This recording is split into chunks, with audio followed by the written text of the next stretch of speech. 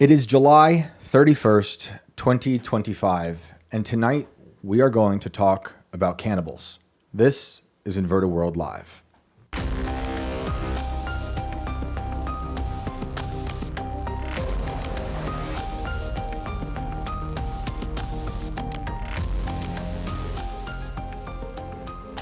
Welcome back, everybody. This is Inverted World Live, and I am your host, Shane Cashman. This is a call-in show. At some point tonight, we will be getting to your phone calls, but we have a guest tonight to talk about a crazy new report about cannibals. I'm excited to get into that and a little nervous. But before we do that, shout out to Brandon over here. What's going on, man? What's going on, Shane? What's going on, everybody? Welcome back. Another crazy Thursday. We're going to cap out the week talking about humans eating other humans. Let's get weird. I thought it'd be a nice way to end the week on some light news. I did have a lot of other stories lined up. UAP disclosure, another figure found in the Epstein footage. There's just so much going on. We'll probably get into that on Monday, but who knows what will break during the week. But I saw this morning a post from our friend of the show, BX. She goes on Twitter, BX on X. She's been on to discuss satanic cults, accelerationism, a way that the ways in which a lot of these demons who want to harm children try to contact them through things like Roblox and Minecraft, and a lot of really horrifying situations that we've discussed on the show with BX. But today, she released her 3-part series on her Substack, which is bxwrites.substack.com. The 3-part series is called Cannibal Keith, and it is quite alarming, something she's been working on for quite a bit. And before we get to her, I just want to mention one more time, we will be getting to your phone calls later tonight, maybe about 40 or so minutes. The link to call in is pinned in the chat on both Rumble and YouTube. You can give us a call and talk about something we've discussed today, or if you have a story you want to share, anything strange, unexplained, UFO-wise, cryptid-wise, you name it, we want to hear about it. But in the meantime, let's get BX on the show. Oh. Hello. Hey, guys. How are you? Hey, Shane. So, I'm doing great. That's a nice way to put it. I mean, yeah, you're doing great after putting out this ridiculously scary 3-part series this morning. That took me by surprise. You said you were working on it for 2 years. So it's called Cannibal Keith. It's on your Substack right now. Where do we start? How did you fall down this rabbit hole? Man, I fall down a lot of really weird rabbit holes. You do. As you know. This one was more brought to me by an interested party. It was brought to me by the friends of a woman who had been incarcerated in Florida. I changed everyone's names in this article series. I guess I should say the reason that it took me so long to put it out is because a major media outlet was planning to do a podcast about it. And so I was, out of a courtesy to them, I was kind of keeping it under wraps. But that never ended up materializing. And so I just went and asked them, I would really like to trauma dump this off my chest. I've been holding on to it for 2 years. Yep. It was really spooky. It got personal because I ended up doing kind of like a honeypot operation where I was planning to basically catch a predator style, confront one of these guys on camera. And, so the whole winding path ultimately led to me in a WhatsApp chat with this cannibal who was asking me to send him pictures of my meat. It sounds insane. It does sound insane, but if anyone out there knows about recent cannibal history, it's nothing rare in that world. People signing up to be eaten and modern cannibals taking a look at their lunch. It's crazy. Yeah. There's a lot of stories out there about this. And so, okay, you fell down that rabbit hole. That's quite the rabbit hole to fall down. For those who don't know, BX, you've been on the show before to talk about accelerationism, the 764 cult, a lot of really dangerous stuff. So you said you were contacted by this party, and that's how you fell down this rabbit hole. So where did you start, and what was the first thing you heard about? Yeah, so it had to do with this woman. She had so I had been investigating a website which is pretty dark, but it's called Sanctioned Suicide.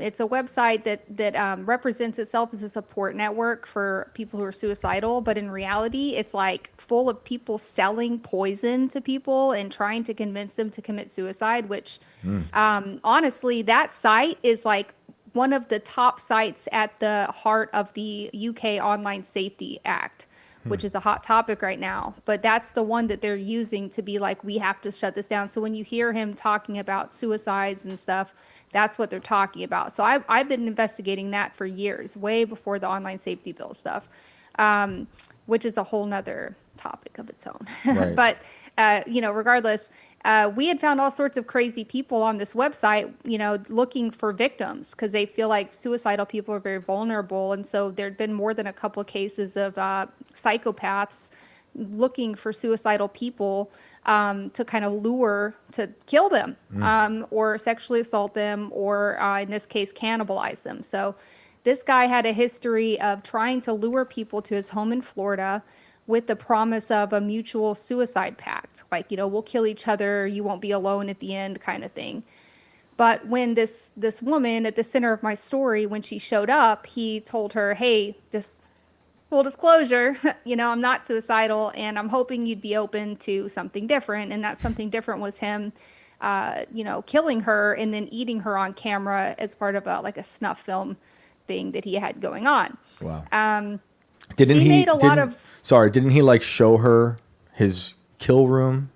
She made a lot of claims like that. I have to say, full disclosure, like none of this has been like proven in a court of law. Right. Yeah, of course. And she has mental health issues, obviously. So some of the stuff that she said sounded really extravagant to the point where when I first heard the story, I told my friend, like, you're being tricked. Like, this can't be real. Right. But then as I started to look into it, all of it started to turn out to be really real. So that could have been real too. But yeah, she did say he had a kill room. And he told her that he had killed 2 other people that way. So anyways, what happened with that is that she decided, hey, that's kind of weird, dude. I think I have to think this through, as one does. And he took her to a hotel instead and gave her a handgun. And she told him that she was thinking about committing suicide by cop, and he handed her a firearm, which seems illegal. Right. Then it turns out that she was wanted in Illinois, where she had traveled from. Oh, wow. So the police caught up with her, and she tried to commit suicide by cop, ended up accidentally firing a round. And they charged her with attempted murder of a law enforcement officer, which seems pretty extreme. They eventually dropped those charges, which I think is fair. I think she was in a mental health crisis and probably wasn't premeditating trying to kill anyone. But when they arrested her, she was begging them to look into this guy. Go look into Keith. Go look into him. He's the one who gave me the gun. So they were able to trace the gun back to him. The police show up at his house and say, hey, you know what's going on? And he openly told them, I gave her the gun, and yeah, I knew she was suicidal, and yes, I'm on these cannibal forums, and yes, I lured her here, but honestly, it's just a fantasy. It's a fantasy, and it's just a sexual thing, and I was never going to actually do anything. And Florida police were like, well, all right, then, you have a nice day, sir. Just and another Florida man. Yeah. But what's crazy is that this is at least the 3rd time that he's been interrogated by police for luring someone to his house. And, with one time it was an undercover informant that he had found on the internet and asked them to come over and kill him. And then the police came instead. And so like he has a long history of doing this. So does he have any history of mental health? I mean, clearly this sounds like a mental health issue, but is it documented at all with him? I'm not sure because I don't have like all of his, like, you have to understand that in the end of this story, he goes free and nothing ever really happens. So we don't have any like detailed records on his history or anything like that. But when you look at his internet footprint, yeah, this is a seriously mentally ill yeah. And how do you get away wacky. How do you get away 3 times? Well, so Florida did place him on a 72-hour psychiatric hold under the Baker Act one of those times. But the other times, I guess they were just like, hey, he's just a weirdo, you know? it's hard. If there's no victim, is there a Right. crime?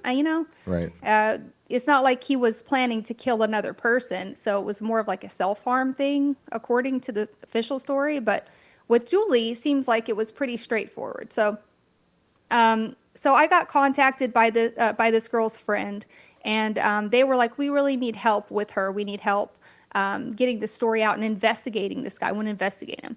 So they gave me all of his usernames, and I start going down the rabbit hole, and I'm like, "What the like? Whoa! No, this guy has like objectively lured." Multiple people to his home, like we can see him doing it, like on these forums. So he's done this for years. How many of them did he actually lure, and did he ever kill anyone? We don't know. Perhaps he was just lying, but like the evidence definitely shows that he'd been luring people to his house. He was on these cannibal forums. Can you describe who he was, like like his job status in society, what kind of person this guy is? Yeah, he was a upper middle class white man in his 50s, normal, lived in the suburbs near Orlando, normal social media, normal LinkedIn. He was like a telecom executive. He had a couple of companies or businesses, which we ended up looking into and finding linked to all this weird Epstein looking shit. Whoa.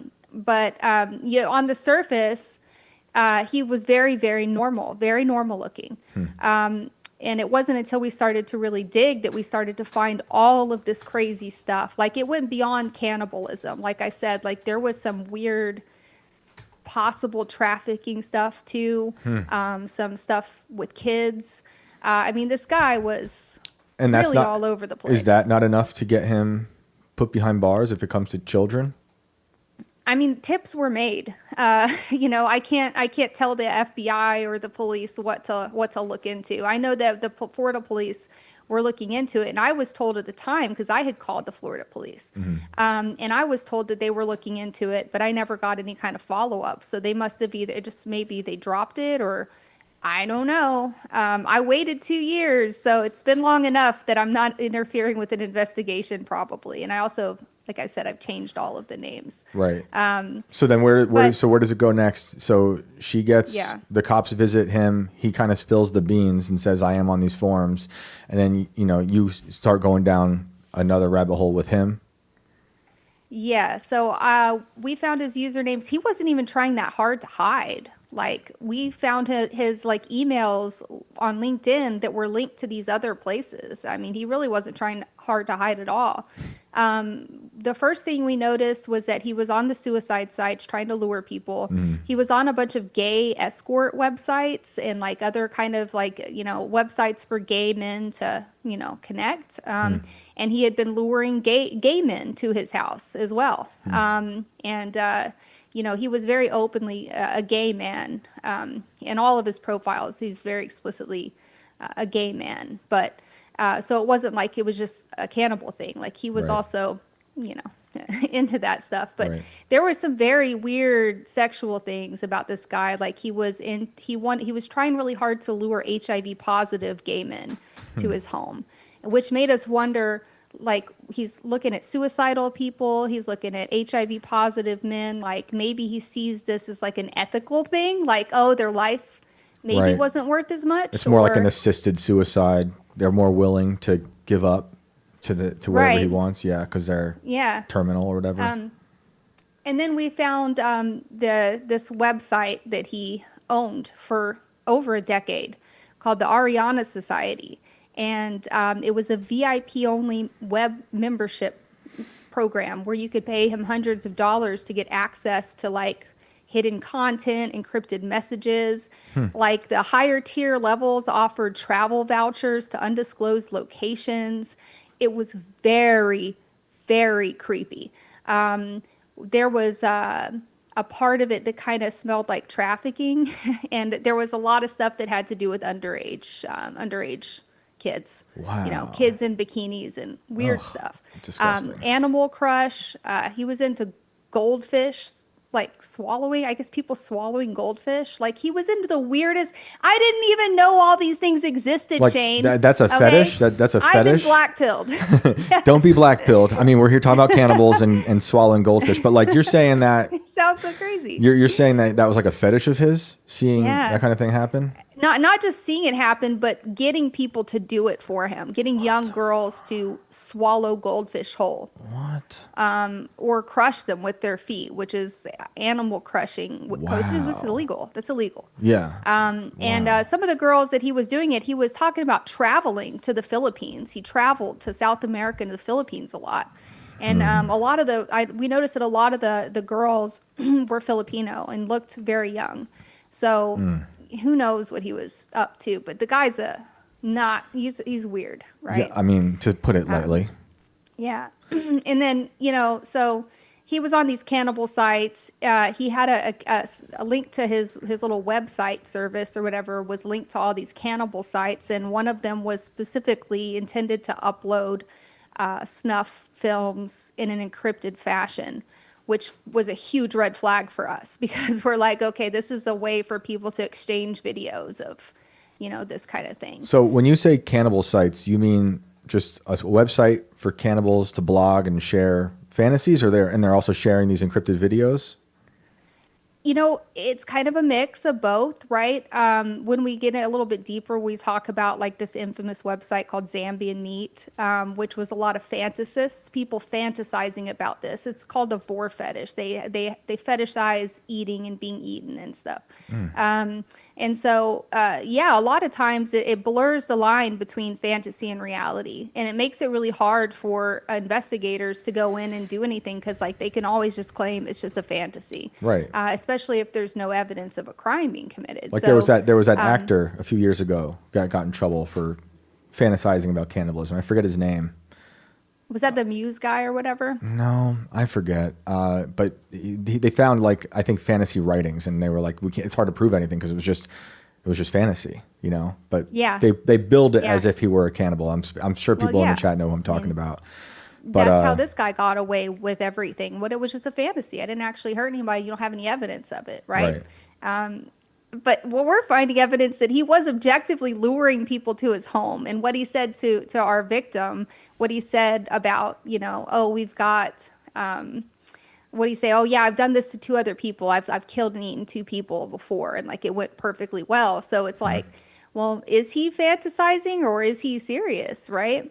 Or is he a serial killer? So one thing that we found early on were similarities between his case and this famous case in Toronto of a guy named Bruce MacArthur. He was the Mall Santa serial killer. He's the most prolific serial killer in Canadian history.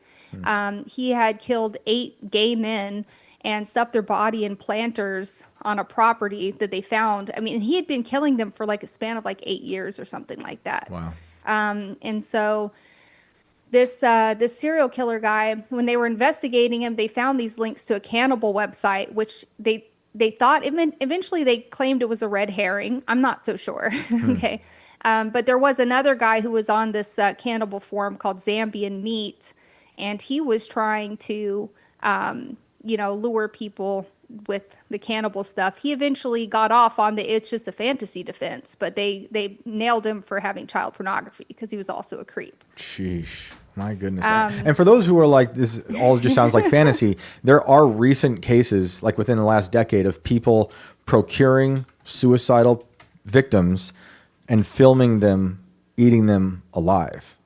We were talking earlier about, what's his name? Armin Weiss or whatever. Muse or something? Yeah. Yeah. That's right. That's what I'm talking about right now. That's that guy. He's convicted of it, but he filmed the whole thing. And the guy basically reached out being like, I can be your meal. And he wanted to die. And this guy wanted to feel the pain of being eaten, and the cannibal said he always felt for 40 years lived with this urge of wanting to eat someone because he felt like it was a way to be with them forever. So it's not like this is all just fantasy out there and It's a people whole talking thing. about it. It is a thing. And Yeah, there's lots of it's a people whole in thing. jail for eating people. So anyway, where does it go next? So So then next, I kind of had to hang it up for a while. I'm telling you, there was like a moment where I had been researching this stuff all night long, and my face was like, I stopped to realize that my face was like in this Right. like horrified, and I was like, oh my god, I've been frozen making this face in my computer screen for like 3 hours. Like my face is gonna stick this way. What were some of the things? like, what were some of the things that were the goldfish? the web membership website with all the fetish stuff, the pausing HIV positive stuff, the cannibal stuff that he was sharing, the snuff, like it was just. And how weird it is to do it so openly. Like it seems like it's easy to find. But again, that's we also... we found this Google Street View of this guy's house, and I swear on God, there was like an apparition in the window. Oh, there was just wonderful. so much strange stuff. And I'm sure my friend was like, it's a coat rack, Becca. And I'm like, dude, I swear to you, like I've been looking at my computer screen for too long. I need to take a break. Right. But so a few weeks later, a major media outlet contacted me and said, hey, we want to get on the ball with this. We want to be the first one to do the podcast about this. Because they were, at the time, they're like, whoa, this is going to be a crazy story. We want to get, a lead on it. And what they had planned was that they wanted to confront the cannibal in person, like a To Catch a Predator style kind of Alex Rosen thing, right? Where you bait him and, you bait him and then you get the cameras and you talk to him. Well, in their scenario, I was going to be the bait. Whoa, So cool. That's a nice way. Hey, we want to work with you. Do you mind Cannibal bait. lathering yourself in barbecue sauce and meeting a cannibal in Florida? That sounds great. That sounds like the corporate press for you. But you said, sure, this is right up my alley. It didn't just start like that. Like I knew these guys too from that media outlet, which I'm not going to name, but the media outlet that I was working with, I've worked with these guys before. They're very passionate about sanctioned suicide and about stopping that website and about covering those kind of things. Well, that's good. And so their angle was really closer to like, hey, we want to tell this victim story and we want to warn people about these psychopaths who are using these forums for suicidal people to do stuff like this. Yeah. So to me, that sounded pretty noble, more noble than like just a true crime kind of thing. Yeah. Not glorifying it, not making it clickbait, but like trying to, like, I'm totally down with the idea of the sanctioned suicide website sounds terrible, and the things that branch out from it. So, well, and it's, it's a foot in the door for government legislators, which we don't talk about enough. We talk about the legislators who create the online safety bill. You don't think about like the fact that these websites are free and hosted on like, Cloudflare and getting all these protections, and that they use that as an excuse to take your freedoms away. Right. So really, we should be mad at the website. We should be pressuring these website providers to moderate their content. But I digress. Yeah. Anyways, so at that time, they already had some leads because the guy, Cannibal Keith, right? He had kind of like scrubbed all of his stuff after the second time the Florida police came over. And so he was being careful. So they had thought that they had gotten a lead, and they thought they'd found him on a new account where he was pretending to be a guy named Steve the Cannibal. Oh. Right? Doesn't have the same ring to it. I know, right? But so this guy was on a website. I'm not going to name the website, but it was one of the worst places I've ever been on in the clear web. It was really, that's a lot coming from you. Insane. Yeah, it was crazy. Okay. I mean, I say that because it was just at the border of being legal. Like none of this stuff is technically illegal. Right. Which made it so much like when you see illegal stuff, it's like, okay, that's one thing. You file a cyber tip, right? But this was like so border gray area that it kind of messes with you because you're like, oh, this is so abhorrent. It shouldn't be legal, right? That's how I felt. Nobody should want to see this. this. I agree. That's how I felt when I found a website when doing the Long Island serial killer case from men in Long Island. It was basically a Yelp for hookers, for men to judge and rate hookers, but like there was a ton of like really violent stuff on there. And like maybe it's just fantasy. I thought some of them were trolls. But I think some of those people were legit talking about things they've done, about like pounding women's faces and like getting off on doing it in the daylight in parking lots. I was like, oh my goodness. So yeah, I know that feeling. It's ridiculous. There's a website this guy was on where you rate the attractiveness of dead guys called Cute Dead Guys. Holy crap. What? Like, I'm telling you, it shouldn't be legal. Like, there's no reason this should be legal. I just can't think of it like this. Like the. I mean, all the I have a tough. blurred It's tough because lines like of- it's, I'm you like, could say it's just yeah. you could say it's just people saying Yeah. wanting to be edgy and say crazy stuff. You could say call it free speech because it is. But right? there are certainly Yeah. people who want to do these things because we know we're Yeah. surrounded by monsters. And it leads to action. Yeah, Just like it can. child pornography, watching Yep. child pornography. People say it's a victimless crime. Those people are like 10 times or 100 times more likely to go abuse an actual child. Right. It's definitely not something that you just like watch. They're taking casually part. in They're your free taking time. part in the abuse of the child, even if they're not in Yes, the room with the that child. too. Like that, Yeah. that's got to go. Yeah. Okay, so you're finding all these crazy yeah. websites. That's insane. And Yeah. and then this outlet reaches out to you, and they want you to, and they basically want to confront. So how does that go down? What's that conversation like? So, he's like, okay, I think I found him, and I'm using a sock account. I'm pretending to be a middle-aged, like a mid-30s, suicidal woman named Susan White. I changed the name again, but like this is my story, okay? Susan is talking to Steve, and he's trying to arrange a plan for her to meet him in Florida, so that he can,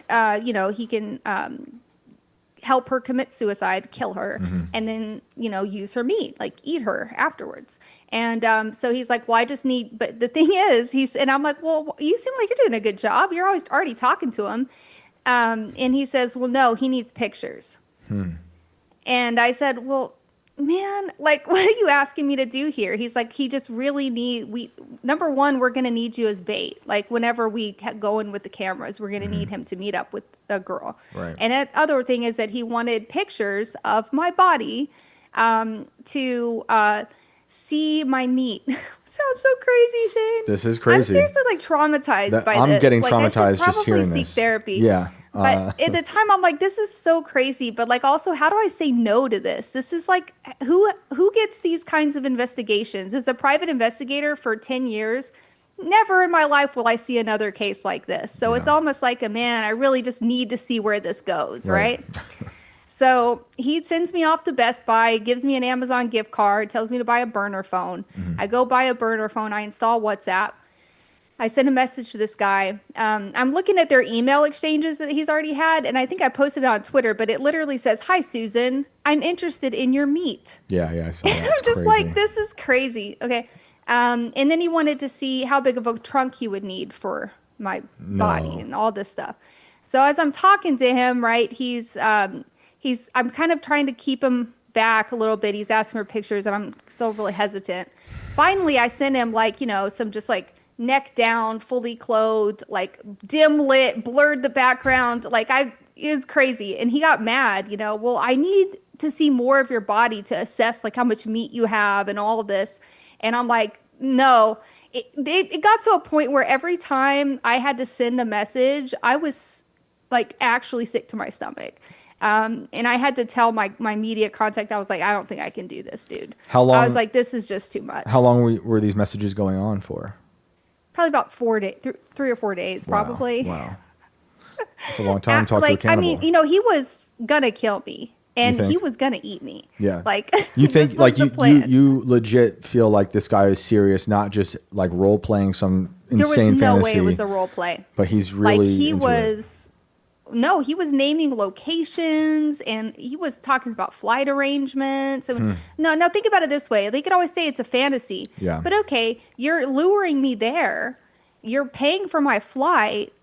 If it's just a fantasy, what are you going to do when I get there? Right. If it was a fantasy, wouldn't you stop short of actually having the person physically come to you? Right. Right? Because what do you do at that point? Say, oh, sorry, I was just kind of kidding, and now you're here for no reason? Well, at that point, then he's it's gonna living out fucking a kill fantasy. and skin me and Yeah. eat me. Yeah. Right. 100%. Oh, and we should say, in the first part of your story, you do say that the lady who called the police, who went down to meet with him, who was given the gun, they did eventually match that gun to being his, right? Yeah. So there's like a legit connection there, on top of all the other things that we know about him that you found out. I wouldn't have believed all of this if I hadn't read the police report. Right. Like, at first I thought it was crazy. When my friend was explaining all of this, I was like, someone's pulling your leg, dude. There's no way. Then they sent me the police report, and it was all in there, everything. his cannibal fetish, all of it. It was all in the police report. Does it They say, just let like, his do you ass have go. do you have an idea of when that fetish starts in him? I think the first time no, I mean, his online footprint goes back to like 2006, 2007. Wow. He was using like Usenet, BBL services and stuff back in the day. Wow. So this guy's been at it for a minute. In fact, one of those Usenet sites was where we found that he was downloading that snuff film. Okay. So no, he's been into it for 2 decades probably. Oh, wow. But, So, yeah. I So guess the continue. twist. Go ahead. No, I was just going to say, we left off where you're now Yeah. getting sick of sending these messages. And Yeah. where does that go? Yeah. So we also around that time we figured out that Steve was not he was not Keith, right? It was a different person completely. So when I got the WhatsApp, he was using his phone number, and I was able to run the phone number through my database, and it pinged me to another Steve. And this guy was like just out in the open using his real number, and I was able to find his LinkedIn, his Facebook. He used to work for Lockheed. You're gonna love that one, Oh, Shane. wonderful. Of course he did. Of course, why wouldn't he? You know, there are 'Cause weird all of them people. do. That's something I never talk about on this show is there are so many strange So many people who times. work at Lockheed. Like, just real quick, there's that guy who actually started in West Virginia and I think went to Texas, who kept all his children locked in the basement their entire life. There's Yeah. like 7 kids. It was Yeah. a Dateline story. That story Yeah. is insane, but he worked for Lockheed Martin. Anyway, Yeah. so you find this Lockheed Martin guy. Yeah, I find the Lockheed Martin guy, and he's got like his Facebook page. He's got a wife, 2 kids. They're smiling, happy, Midwestern. They look like your neighbors. They don't look weird. They don't look creepy. They don't look like they're sitting in a dungeon all day, like with a fridge full of meat. Like Right. they look like your fucking neighbors. Like these motherfuckers, they're bringing like human meat to potlucks and stuff. Like I just Yeah. couldn't get over how Which- normal they look. Has also happened in recent American history. There's a bunch of people who've been caught feeding people. I don't eat potlucks anymore after this. I can't even. I don't blame like, you. don't. How many of these people are just walking around normal? So it's A like lot. because I remember telling my friend, I said, he's like, it's not him, it's not Keith, it's a different guy. Mm-hmm. And I said, no way, bro. You're gonna tell me that there's 2 cannibals on the same website trying to lure suicidal people to their homes to murder them and eat them. You're telling me that there's more than one? And he's like, there is. Mm-hmm. And I was like, every day brings me closer to Ted Kaczynski. Okay, like, every day. I'm like, this is crazy. Like, Yeah. I want to get a cabin in the woods and just yeet the fuck out of the digital age. I know. He had a lot of, You've got this guy. He, but with Steve, we don't know as much about him. Like Okay. with Keith, we have his internet history doing the bulletin board stuff with the Usenet stuff, the inbox. So he's been at this for a long, long time. But Steve was even weirder in the stuff that he was into. Like on the websites, they had this thing called I'd have to go back and look at it because I've already started to try to purge this from my memory. I don't blame you. It's so bad. But it was like a human body donation form, and it was like this. They were treating people like livestock. It was like treating women like livestock fetish. And what I degree? guess that Like, what part do of you that mean? fetish is like spit roasting people. Oh, wow. Yeah. Wow. I can't believe. I mean, I was gonna say I can't believe people do this, but I can believe. I mean, the things we've talked about before, we know how widespread a lot of that stuff is, and we talked about Alex Rosen and how busy he is. You and I have both been out there in the field with Alex. Like that sort of demon stuff happens all the time. So, I mean, Yeah. I don't think it's so far-fetched to think stuff like this is also happening quite a bit. Yeah. And I laugh a lot because it's one of those things where it's like, if you don't laugh, like Yeah. you're not going to make it. Yeah. I've done a lot of stuff on the child exploitation front, a lot of investigations into 764 network, the satanic, kind of satanic abuse cults and stuff. And man, that stuff's dark. Whenever you get a chance to laugh at something ridiculous, you have to take it. I think there's a laugh associated with this stuff that's from disbelief and shock, and there's another type of laugh that you get from people where it's out of like condescension or mocking it because they don't want to confront it, but it's there and it's been there. Cannibalism has been around forever. It's Greek mythology starts with cannibalism. Kronos eats all his children. I know that's mythology, but like you can go back and look at 15th century people eating fetuses. We have the Donner Party. There's this, Reza Aslan from CNN ate people with a tribe. That's on CNN. And like I always say, once a cannibal, always a cannibal. Yeah. I digress. I mean, like, yeah, the forbidden meat, right? Once you eat it, you never want to eat chicken again or something. I Yeah, guess. and there's whole most movies about it. dangerous game. The Hannibal, Silence of the Lambs. Yeah. The great movie Ravenous about cannibalism and how it gives you. They believe superpowers, which is based on certain stories from the history. I think the movie Alive counts, even though they were eating people for survival. Well, yeah, technically, yeah. in that. That's what I'm. Oh, There's do you also see out of Yellow desperation. Jackets? It's a great show. No. Is You that should check it a out. cannibalism show? Yeah, well, Yellow Jackets. It's a show on. I think it's on Netflix now, actually, where Okay. the girls get into a plane crash. Yeah, I'm not gonna spoil you. Just gotta watch it. It's good. Okay. I We feel might like I've need heard of that. we might need a break from cannibalism after this, but I'll write it down. I mean, I just, what a weird, twisted world it is out there. And I think that the weirdest, the most horrifying part of all of this is that even though we felt like we had plenty to get this guy investigated. I mean, especially with that weird website. He was linking Animal Crush, that's illegal. He was linking questionable content with kids that like coded language that investigators like me and FBI should be able to recognize is coded for illegal stuff, right? And so we had enough that we thought that they would investigate it, but it doesn't seem like they did because as far as I can tell, this guy's still just a free man out there, eating people and doing the thing. So or pretending to eat people. Where did whatever. it go after the Steve situation? So the girl who was arrested for premeditated, attempted murder on a law enforcement officer, they ended up dropping those charges and shipping her back to Chicago to stand trial for her other lesser crimes. So she kind of got off the hook, which is fair. I mean, I don't think she was actually trying to hurt anybody. Right. But then, the media outlet that was working with me, they wanted to wait because we didn't end up confronting any cannibals. They wanted to wait for her court case to wrap up so that we could, talk to her and do like a podcast. But I think her court case is just dragging on and on and on. So I said to my contact, like, hey, bro, like, let me get this story off my chest. I'm just going to go ahead and write it. Are you cool with that? He said, yeah. So, yeah, it's been tied up for 2 years, just kind of like hanging out in the ether, waiting for a podcast to happen that never happened. So here we go. And did you say there was a connection between your investigation into this and 764?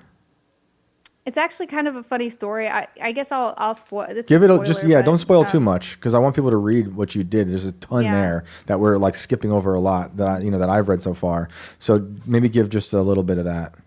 Yeah. So the with the 764 stuff, there's a lot of crossover with the cannibal stuff, with the gore, with the snuff, and all of that stuff. It's very, very prevalently. All of these like weird, gross communities are like linked together. The Animal Crush and everything too. But this is actually way more of a personal connection, right? So after I'd kind of just forgotten about the cannibal stuff for a while, and I had been fixated on 764. We realized that someone had like accidentally linked me to this cannibal guy because I of the work that I'd been doing. And again, this was all super secret, so I hadn't put anything out about the cannibals yet, but they kind of seized on it and we saw some rumors. So we decided to just kind of like, lean into those rumors. And we basically created a D-trace for myself. With D-trace meaning people are trying to dox me all the time. So I basically made a fake dox of myself that like with a fake marriage certificate to this Keith guy. And we convinced a lot of these 764 members that I was actually in Florida married to that guy. No way. Yeah, because we were trying to lead them away from my real location. And it worked for a while. It's the reason I can talk about it now is because that cover was blown a while ago. But it was funny because they started to go down the rabbit hole themselves and waste all their time and get like all disoriented because they were, looking for this, they were starting to see all these weird things. And I just always thought, like, wouldn't it be really funny if, like, let's just look at like if my life were like a Netflix series or something, how badass would it be, like, if these satanic pedophile terrorists tried to track me down and ended up at the cannibal's house instead? Wouldn't that be a great season ender? Perfect ending to that. That's crazy. I mean, for those who are not following you on Twitter, they certainly should be.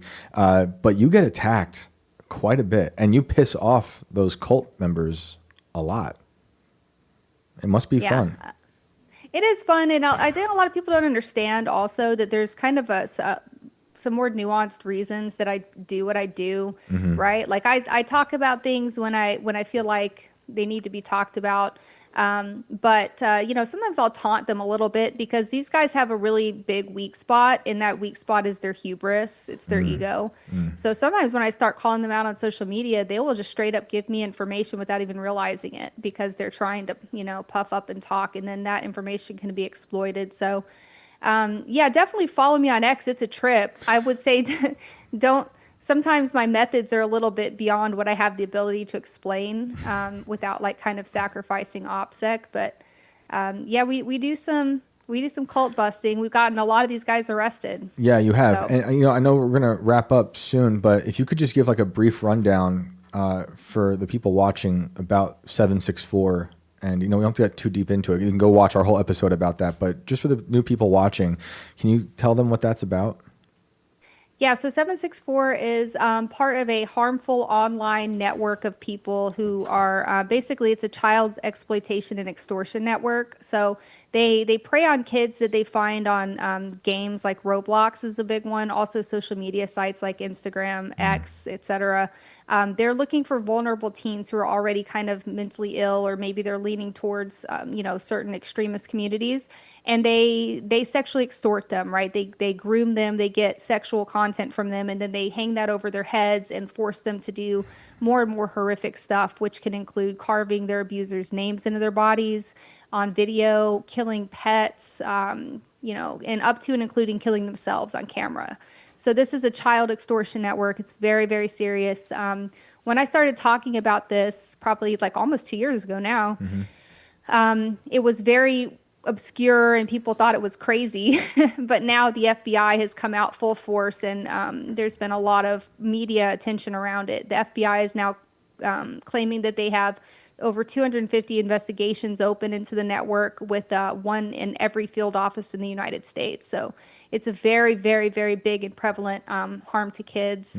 It's connected to a satanic cult called Order of Nine Angles, which is anyone who's interested in this, I would say definitely go to my X page and check out my pinned tweet thread. I have the videos that explain all of the stuff in greater detail. But the 764 stuff's really important to me, and the reason I've stuck with it for 2 years is because I think it's so important for parents to understand that you have to micromanage your kid online. You cannot give your kid free reign to the internet in these days, because not only are they grooming your kid to, for sexual exploitation, but they're grooming your kid to become an abuser. They're grooming your kid to commit mass shootings.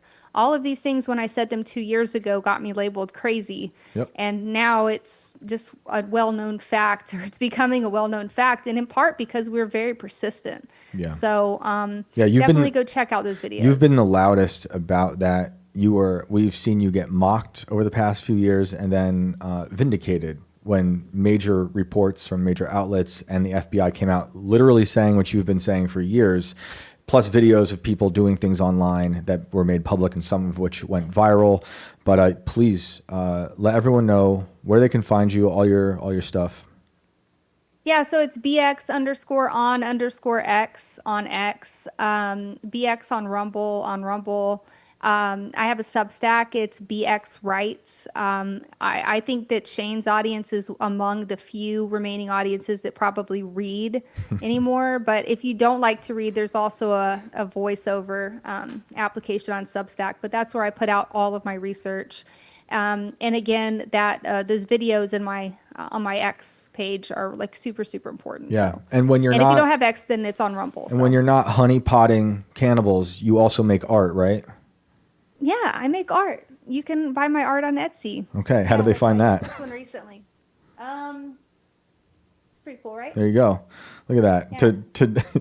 To take a break from chasing cannibals, BX makes some art, which is great. Everyone should. I'd love to support me through art, which I think is neat. Absolutely. It's Etsy. It's B Art by BX, like Awesome. Art by BX. Awesome. It's you can share my Beacons link. I'll throw it your way. Cool. Well, Thank it's you. It's in my X bio. Thank you so much for joining us. And it's always a pleasure to talk. Take a break from chasing cannibals, and we'll see you soon. All right. Thank you, Shane. Thanks, Bye. Brandon. Of course. Thanks. Bye. See you later. Isn't that wild, people? Definitely go check out her Substack. Read the 3-part series, Cannibal Keith. It's insane what she's done in her research and how it connects to her other research. That's bxwrites.substack.com. And check her out on Twitter. It's always lively on her page. She's always getting into some trouble and pissing off all the right people because they don't like being exposed. And it takes a lot of guts to do that stuff. So major respect to BX for doing all that. Man, oh man, I hope you guys enjoyed that. I hope you guys go read up on that series. It's hard to like even pivot after listening to like how depraved people are. But let's get to some callers, shall we? Yeah. I just threw the link out in the chat, guys, so Okay, we cool. got to give it a second to actually get some people in here. But Well- the link should be live. If you guys don't see it, let me know. I'll throw it back in there, but it should be pinned at the top of your chats. While we do that, let's check in and see what the people are saying. What are you guys saying out there? Everyone lost their appetite? She ruined my dinner is the first one I saw. My stomach definitely feels weird right now. Toe Phone Man says she is based AF. She is. She is so based. A lot of you guys are saying that. James Lee says solid guest tonight. Better than Tim's. I don't know. I didn't watch IRL tonight. We were getting ready to talk about cannibals. Yeah. Your favorite uncle. Honeypotting cannibals. I never thought I'd say that phrase, honestly. I was honestly super excited for food after this episode, too. Yeah. You can't trust food. Like, I believe her when she's talking about not going to Just potlucks like, nah, anymore. I don't think I'm going to eat anymore. Born a Hawkeye says, parent your child absolutely. So many people outsource their parenting to iPads and to other people without paying any attention. And I'm not saying you should helicopter parent, but like I was saying, she and I have both been out with Alex Rosen in the field. I believe she was doing it in Texas. I did it in Ohio. And the common theme is predators using stuff like Roblox and, like she said, Instagram to contact your child. It's insane. It's insane. Yeah, do us all a favor and raise your kids, please. Kelly Key, we got a #1 crown tonight. It says online gaming is ruined by creeps. Yeah, creeps ruin everything. I mean, they find their way into everything. Terry Ross, cannibalism, pretty common amongst Japanese soldiers and officers during World War II. Yeah, it's prevalent. I mean, they've found ancient graves where they've seen the marrow scraped out of bones, and they believe it's because they were eaten. Gravewalker says that's my imaginary girlfriend. We're going to buy a house in Hawaii. Okay, good luck. A lot of people asking her name. I think you guys have answered it below, but in case you missed it, it's BX. Check her out on Twitter, BX on X, and bxwrites.substack.com. Your favorite uncle, 09A equals order of 9 angles. Go look that stuff up. It's insane. I mean, there have been cult members from 09A in our military. They're all over the place doing a lot of stuff. And, you know, I highly recommend the episode that she and I did a few months ago. It's insane, talking about the different types of people involved and why maybe some of them are actually using Satanism as a cover for another type of evil of what they call accelerationism. And there's different types. You can, like the EAC group, which is like a positive sort of accelerationism. But this is a form of accelerationism amongst really bad people who want to collapse society through violence. One good example of a violent accelerationist would be the Christchurch shooting in New Zealand, where, you know, politically speaking, he wrote a manifesto knowing that when people read it, people on both sides of the aisle would blame the other for his shooting, for turning him, for radicalizing him. He mentioned like all types of people. I don't even want to say their names now because it always brings up like horrible things. But it's people from both sides of the political spectrum, and he did that to help further along the collapse of political discourse, which is, I mean, I think we're pretty much there. But it is terrible. Yeah, I was gonna give the controversial welcoming to her when she came on the show and be like, "Hello, Clarice," and then I didn't want to creep her out, but then she ended up creeping me out. She has she has a way of doing that. It seems like a nice lady though. Oh yeah, dude, crazy work that she does. It's really wild. That's shit I would not volunteer for. Nope. I can tell you that right now. Nope. You got to be very passionate in catching scumbags to do the shit that she's doing. So all right, props. I see you, Holocron Library Fox. We did not post links. We will make sure that they're in the description below afterwards. Make it easier for you. I will apologize for that. True. I'm trying to remember the name of the family in West Virginia. Like she talked about Lockheed Martin, and like there's people you can look up who. Obviously, it's not everyone in Lockheed Martin, but there's been people who worked at Lockheed Martin who have been convicted of insane stuff. The story is on Dateline about this family of this guy who worked at Lockheed, and he kept the family, the kids all trapped in the basement. They never left. They actually developed their own weird accent because they never talked to other people.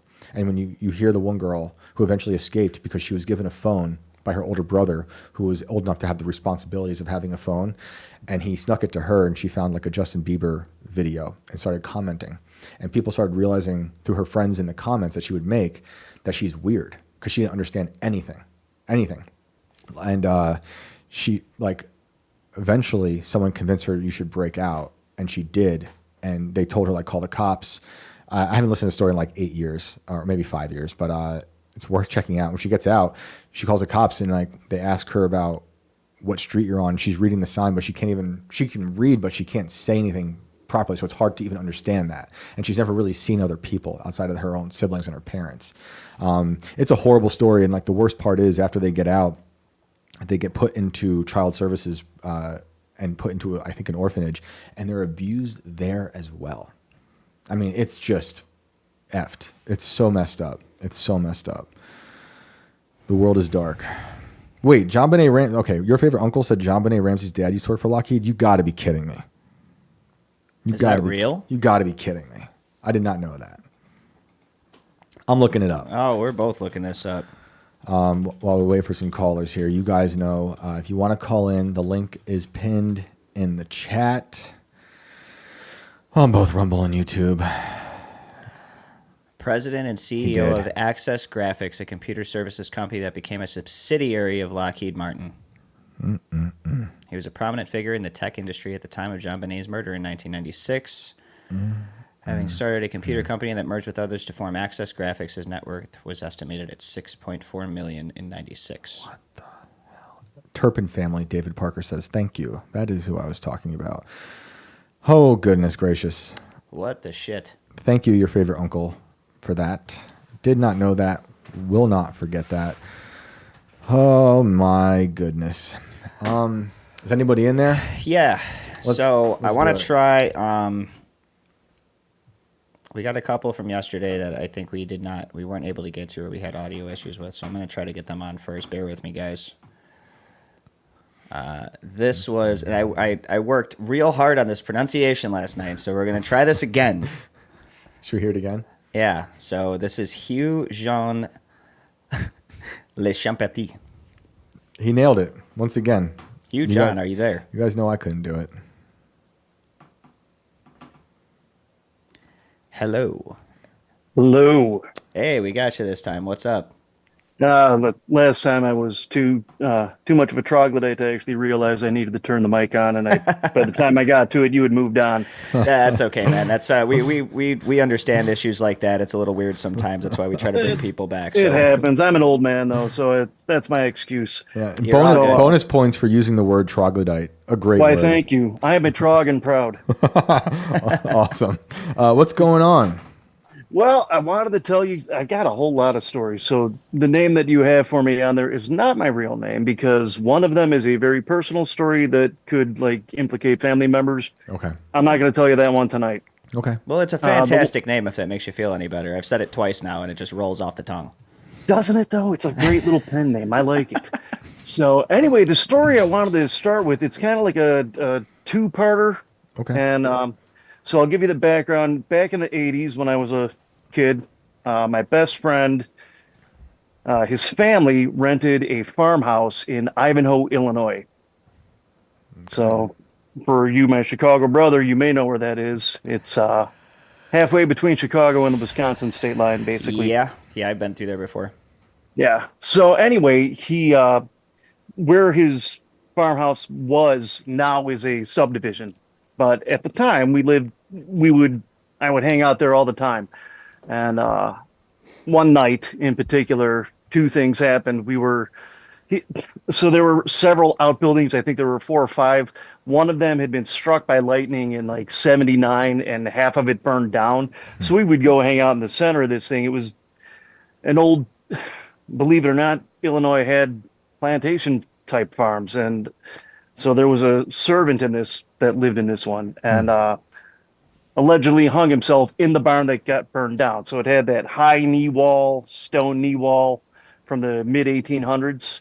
Yeah. If that makes any sense. Yep. So we're hanging out in there and having a little bonfire, waiting for the pizza to show up. And we see something darting back and forth behind the wall where the door would have been. And we're assuming it's his stepdad. And we're like, come on, man, back off. And then we heard his stepdad call us in for pizza. And I don't think either of us have ever run faster before or since. That's scary. Later that night, they had 2 bathrooms in the upstairs. I was using one. He was coming out of the other one, and there was a step in front of the door where mine was at. And my buddy was a big boy. He was, 180 pounds in the 6th grade. Wow. I watched him get shoved probably 6-7 feet back from nothing. Like there was nothing in front of him, and he got pushed back about 6 or 7 feet. We just kind of hung out in his bedroom and stayed put for the rest of the night. Fast forward to my teen years, and the farm had been knocked down. They had sold the property, but nothing had been developed yet. I'm sitting there with my girlfriend, going to do things that a boyfriend and girlfriend would do when they have privacy. And she started freaking out, not because of what I was doing to her, because she saw something. She saw an old man running at the car with a pitchfork. We hightailed it out of there. About 2 weeks later, we were at my friend's new house, and she's looking at pictures all over his place, and there were photos of the original owner of that property from the late 1800s. And she pointed at it and went, "Who the fuck is that?" So that was the original owner of the property. She said, "That's what I saw chasing our car." Whoa. And that's my story. How old of a photo was that of the original? About? Well, the original was from the 1870s, I want to say. Wow. Post-Civil War. Wow. But this was a copy of it. Right. But yeah, it was interesting because the old dude looked like what you would expect Colonel Sanders type of guy to look like. That's he had the goatee and everything. It was kind of funny. But I'm like, you seriously saw that guy running at the car with a pitchfork? And she's, yeah, 100%. That's what she saw.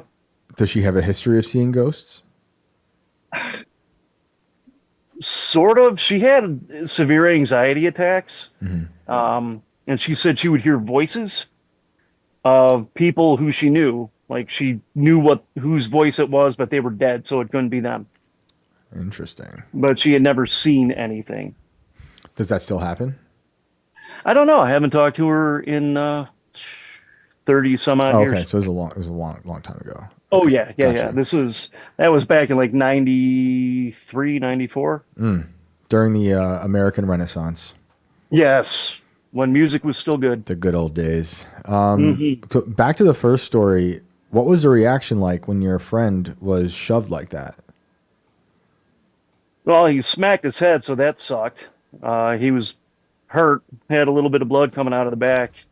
We were utterly terrified. I have no other words for it. Just watching a 180-pound guy get thrown and slam his head into the corner of a wall. Well, not thrown, but shoved back hard enough that he hit his head on the corner. And it had like that hardwood knee wall coming all the way up the steps, which uh, he, if he would have rolled, he would have gone down the stairs. Did you tell the parents? Did you tell anybody? The next day, yeah, they were his stepdad was kind of a not nice guy. So So it we didn't didn't go like over talking well. to him. We waited for mom to wake up, Yeah. and she was a nurse. Oh, wow. So Okay. What was the reaction like from them or for her? um, they sort of poo-pooed it. Hmm. They didn't want to. They didn't really believe that it was a thing. They're all science and computer science, and there's definitely no such thing like that. We're just like, hey, dude, I in sixth grade I was maybe 100 pounds. I'm not pushing a 180-pound guy 6 feet. Right.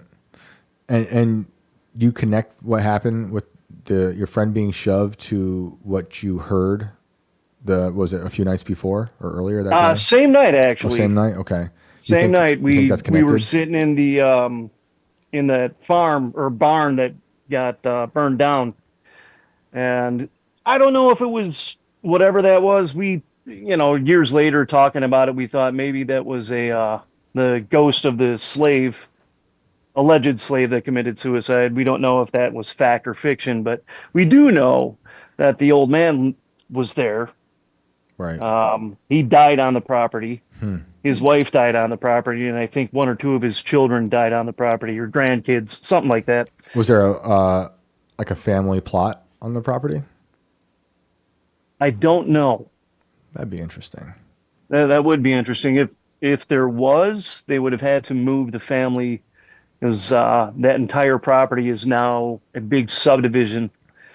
Brandon, if you know where like 83, 60, and 176 all kind of merged together, it's in that area. It's it's up. Yeah, it's up north. Yeah, it's north of Mundelein. When you take, yeah, I was gonna say we used to go up there to play Clearwater a lot, and I would take 83 like the whole way up until it turned into that highway. Yep. Up in Yep. Dundee. That's that area.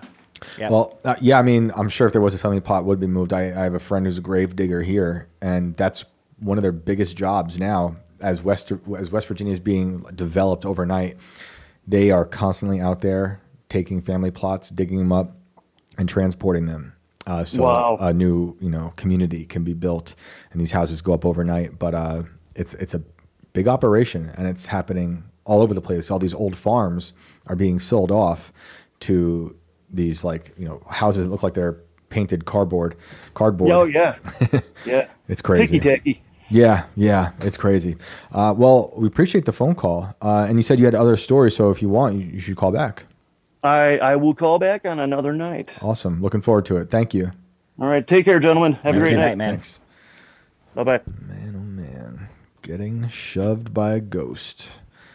Crazy. Well, if you have others, we should do that. And I'm going to see what you guys are up to in here on a Thursday night. Has anyone else been bodied by an apparition? Throw it in chat. I see a Noah Robertson says he's waiting in the queue. A lot of Chicago people listening, looks like. Look at you got a lot of Chicago friends out there. So I should make it known again, just so that people know. If your name is different in the chat than it is in the Zoom, it makes it a little hard for me to make the connection. So the more similar you make your names, when you say, "Hey, I called in, someone bring me in," I'll be a hell of a lot easier to find you if the names are matching. Just saying. People are thinking that the last caller was Ron Swanson. Since we don't have video, there's no way to verify. Renee, I do remember last night you were talking about the pictures. I do remember the photos, and it was about the cloud seeding stuff, I believe. And Oh, not the one where she took a picture of your grave and sent it This to is you your and said, grave. "This is where you're going." Yeah, I love it. We're never letting that one go, Renee. By the way, that's going to be here forever. That'd be so. a good shirt.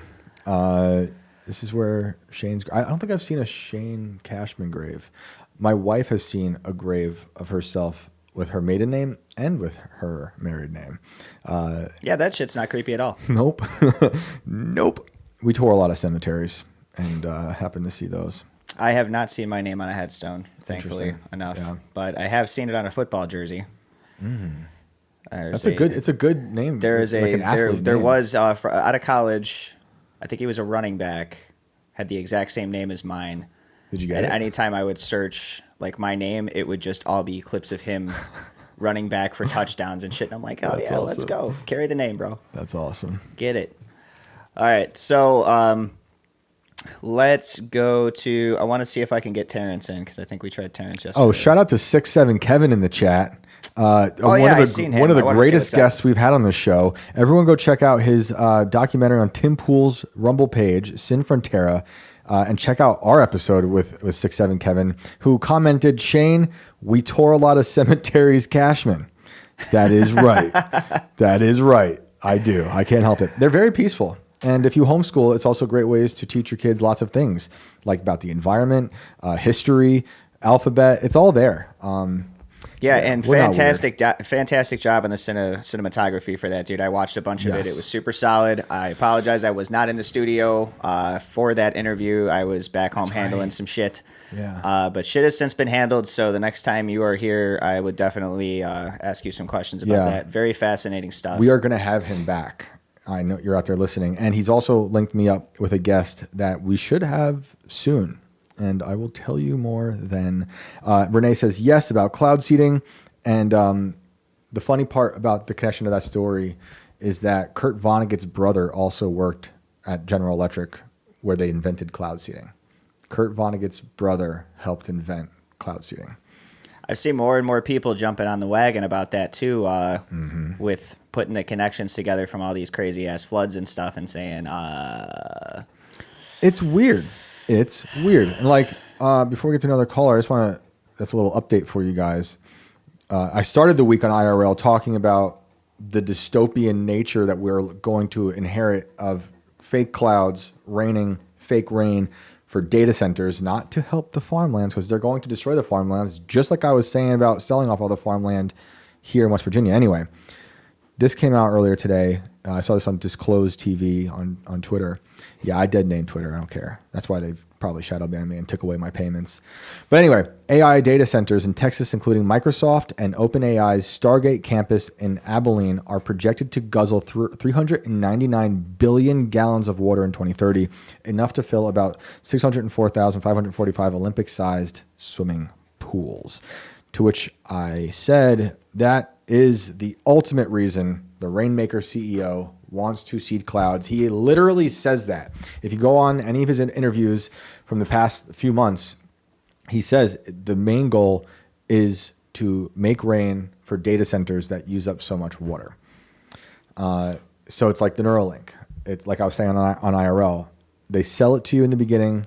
It's benefiting the people. It's for like Neuralink's going to help you walk. It's going to help you see. It's going to help you hear. The fake rain is going to help the farmland.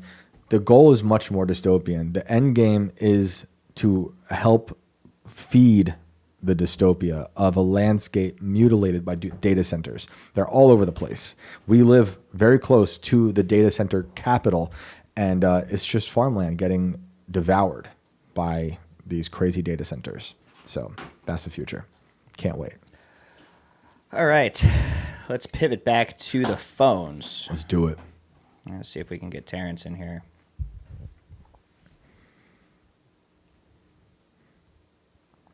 Terrence, you're on the show. Can you unmute? And I'll say, and Noah, I saw you out there saying you're in the chat. If your name is different, or let me know, because I know you had a story we were talking about earlier. We will try to get to you. But in the meantime, Yeah, if you can throw out what your name is in the Zoom chat, I will try to pull you on the show. Otherwise, I am randomly shooting tonight. It's Thursday night. Trying to get to the couple of people that we had issues with last night, which I think Terrence will Okay, remember. can you hear me? Hey, there he is. What's up? We can hear you. Can you hear us? Another caller from Scotland. No, I think this was the headset guy last night. Us. Can you hear us? Hello? Hello? We can hear you. Can you hear me now? Okay. I'm here. Can you hear me? Yep. We can. A little distorted now, but Yes. Hi, Shane. How you doing, Brandon? Good, good. Hi. How are you? What's going on? Yeah, I'm in New York. I can hear you. Awesome. Oh, man. Are you in... Okay, I wanted to talk about Vance Bolter. Oh, yeah. Okay. Can you hear me? Yeah, there might be a little delay. yeah, I think we got a little bit of lag. Just go ahead with your story when you're ready. I wanted to talk about Vance Bolter. Vance Bolter. Let's hear it.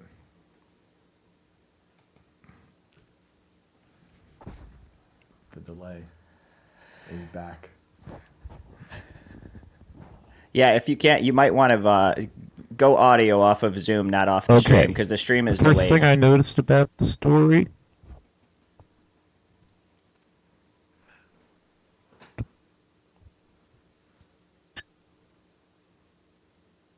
there's a big lag.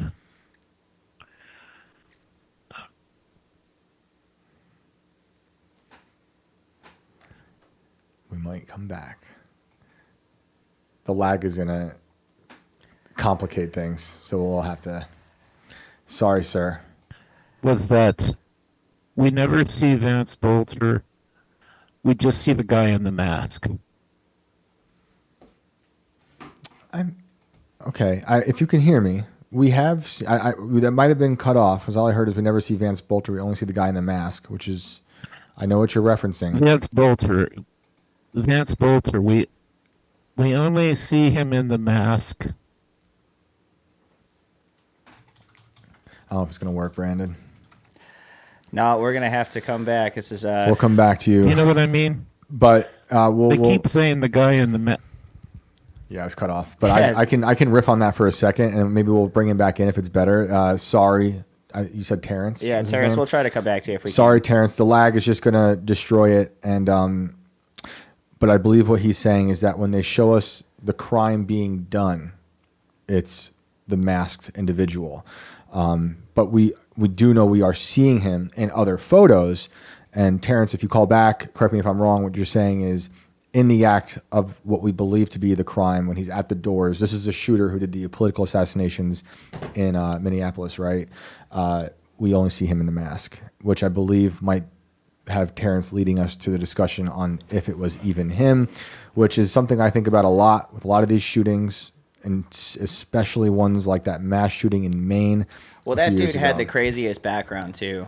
It's not even over. He had the craziest background I've ever seen on one of these people. you know? Yeah. Oh, real crazy. Like you get like ex-army vets and shit that can be chalked up to PTSD, and then there's this guy where you just have no idea what the fuck he was into, and he had his foot in so much shit, like it was crazy. So much. And I think I might have read some of this the other night, but I'll go back to it again since Terrence brought it up. Excuse me, but AK Kamara sent me this. It's from a few days ago, or about a week ago now. Suspected assassin Vance Bolter discusses his undercover investigation in new statement from prison. Suspected political assassin Vance Bolter sent Alpha News a cryptic statement from jail about his confession letter that was released by federal authorities last week. In that handwritten confession letter, Bolter claimed that Governor Tim Walz ordered him to carry out the killings. He said that he was trained by U.S. military people off the books, and that Governor Walz wanted him to kill U.S. Senators Amy Klobuchar and Tina Smith. Governor Walz has not responded to Alpha News' repeated requests for comment on the letter.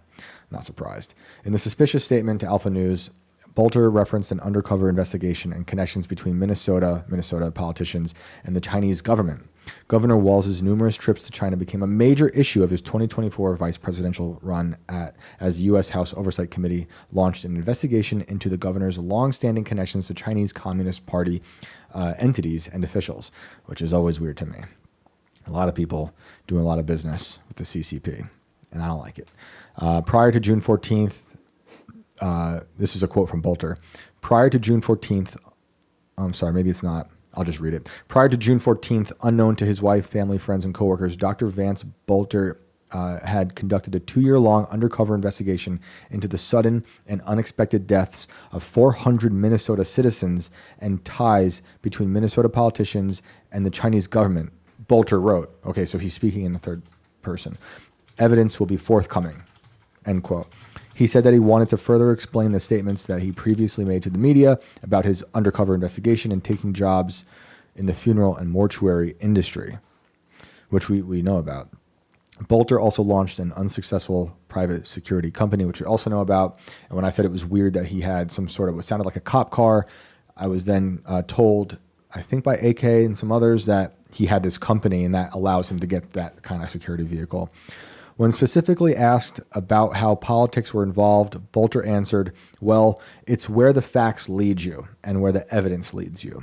Bolter has been indicted on 6 counts by federal authorities and could face the death penalty stemming from the murders of Minnesota Representative Melissa Hortman and her husband Mark, the shootings of Senator John Hoffman and his wife Yvette, and the attempted shooting of their daughter Hope. It's horrible. In commenting on Bolter's confession letter last week, acting U.S. Attorney Joe Thompson described it as a delusion that certainly seems designed to excuse his crimes. Certainly could be the case. Certainly could be the case. But it's crazy up in here. Should we try another caller? Yeah. Let's Sorry, Terrence. Go to, yeah, it's one of those things. Yeah, people, make sure you're not using the stream to talk back to us. You're going to use the chat program that the link takes you to instead. Otherwise, it's just going to be a mad fiasco like you just saw. New Mike says Luca Magnotta, a Canadian cannibal. All right, so word on the street is Danny is trying to reach me about my extended warranty. So let's bring them in and hash this out because I am tired of getting phone calls about this shit. Dan, Hey, fellas. What up? Can you hear me? Oh, no. Oh, no. Oh, no. You can hear us, correct? I can hear you. Fantastic. What's going on? So I just want to say the other day, somebody said that their parents let them see Terminator 2 when they were a kid. Yeah. My dad took me to see Schindler's List in '93. I think I was 11.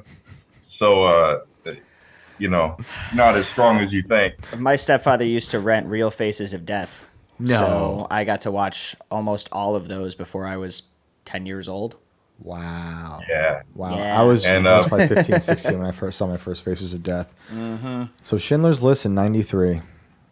Schindler's List in '93. Father-son So I want to experience. tell you about an experience I had when I was around probably like 16, downtown Portland. This must have been about '97. Okay. Oregon or Maine? And there was these group of Chinese people, Oregon. Cool. So before I told you the farmer story and the 2 ghost story and a time missing story to Forks, Washington before. Yep. That caller that you had about the farmhouse that had the photo backup gave me chills, man. Because if you can think back to my story, that was very similar to what was happening with the land history and stuff there. That's right. It freaked me out. But so this lady, I get off the Max and she's frantically running around passing out these flyers. And these flyers are red and they have a picture of a body and prices. And she's talking about body harvesting in China. And like at that time, none of this was like believable or whatever, but she was like really frantically, and they would pass these out and then jump in this van and like disappear and hit another area, almost like they were, doing it in China and they were scared to be like snatched up or something. But she was really scared. And I after she gave it to me, I tried to ask her about it, and she was like frantically in broken English telling me about this stuff. Well, that's one thing. Now we know like that has really been going on. But if you think back, this was '97. This has been going on for a long time. Mm-hmm. She was talking about political prisoners and stuff. And I still have the flyer. It's in one of my, tubs with all my childhood stuff. If I can find it, maybe I can like tweet you a picture of it or something. Please. Because I'd be interested to see what the inflation on the parts would be too. Because they literally had like your heart, your lung, everything priced out.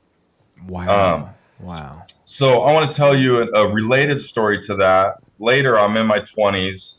I'm dating a surgical nurse at a manual, and I'm saying goodbye to her. I'm on my street bike. And I'm headed to Lloyd Center, and this surgeon pulls up in like a nice Mercedes, and he says something kind of smart and drives away. And then I leave there, and I pass him on the freeway, and I kind of fly through, and I get to the mall, and I park in the garage, and this guy whips in his car and like, aggressively and slams his car into park, and then gets out and starts like charging me as I'm taking my helmet off, right? And so I'm like, what the hell's going on? Like this guy, I know he works with my at a manual. He's like a doctor, and so he runs up to, he's really frustrated, and he starts screaming at me, and he's like, we call you guys, we call you organ donors for a reason. And he starts explaining to me that if I get into a wreck, even if he can save me, and he knows he can save me, he's going to calculate things like my risk, like I'm driving the second fastest bike in the world, for instance. He saw me zooming on the freeway. Like he said that you think that they just take into account whether they can save you or not.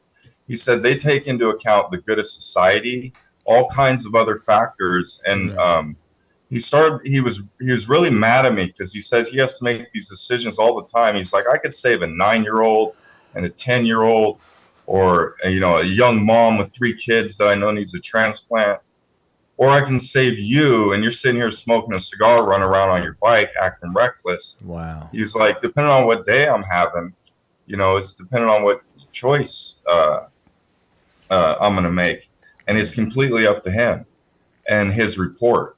And he told me, he's like, you get down there and you take that donor's off your license right now, because at least if you don't have that, I get to decide whether I can just want to save you, and I may not if it's too expensive.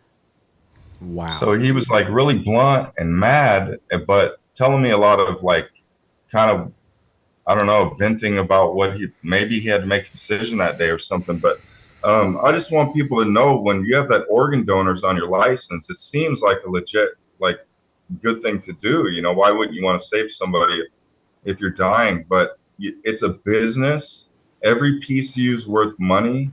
They strip you down, rip your body apart, take everything, and then they sell them to the highest bidder. It's the same thing with these blood and plasma donation clinics. They're taking they're in the poorest communities. They're taking it, they pay you a lot for the first one for a reason. They train all, you get a big chunk for your plasma. And if you drive around the poorest communities, you'll see these buildings all over that are huge. They look like they can close down overnight, because they will. There's some vague name on it. There's no presentation or whatever. Yep. It's just, they're just like vampires, draining blood and plasma from the poorest people that are already eating shitty food and, all the other things. And yeah, a lot of them are drug addicts that are showing up and having their plasma taken so that they can get some extra money to go, get a fix afterwards. We see that a lot in Illinois. Yeah. Yeah, and they're everywhere. Just same with the abortion clinics. You know where they are and stuff. But yep. Hey, just before I get out of here, I wanted to mention something I was thinking about the other day. So Breaking Bad came out in 2008, right? I think so. And it ended in 2013. Okay. And then it's all about this blue drug, this pretty blue drug. And then fentanyl comes out and becomes a problem. And about 2010 was our first real bad problems here in Portland before, mid-season. And then by 2013, you have reports all over the country about this blue drug that's, sweeping and killing people. It was heroin before that and whatever. It's always something. But does these things just take a life of their own? Was somebody inspired? Is it coincidence, or does Hollywood really just like, do they talk amongst themselves? Do they know? Or sometimes I think they do. Yeah, sometimes I think they do. The idea behind the blue substance in Breaking Bad was it was supposed to be the purest form of crystal meth possible.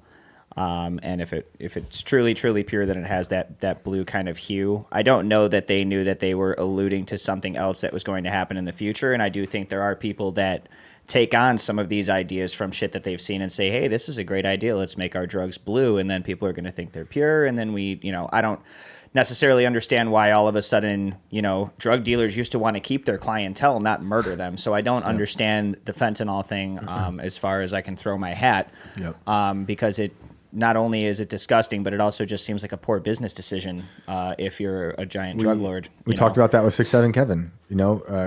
These like cults, the cartels dealing all this fentanyl into the States. It's not like what you're saying. You want to return customers. Like, we want the death. That's a one-time sale and everyone turns up dead. And he was saying is like a lot of them in the cartels view death as a way to bring about a miracle through their vision of their religion.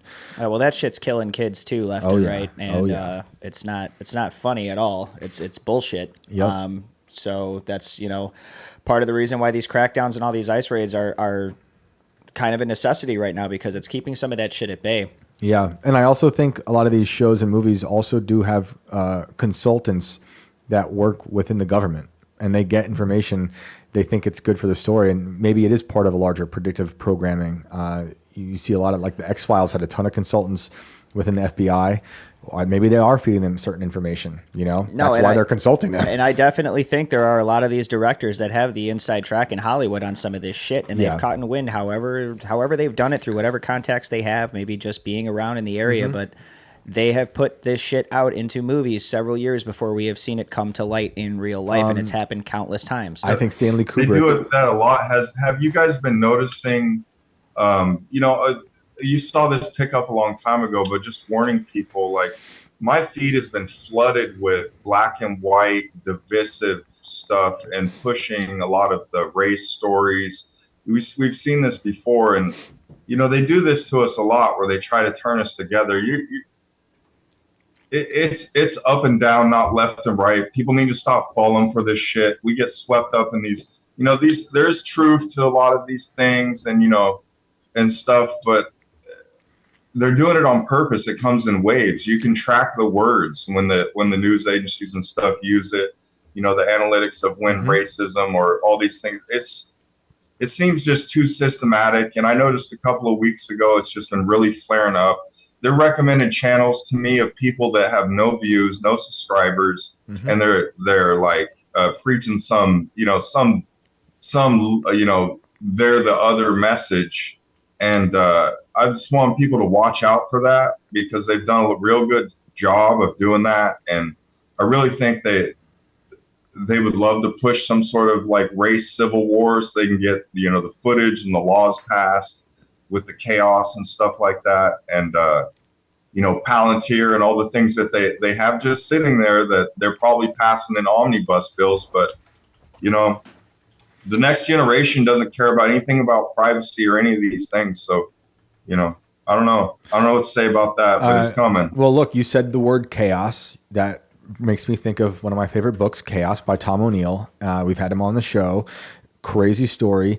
And if you take his view of things seriously, which I do, Bugliosi, the prosecutor kind of against Charles Manson, basically made up a lot of the helter-skelter stuff. Like the official story that came out of Bugliosi seems to be fake or manipulated.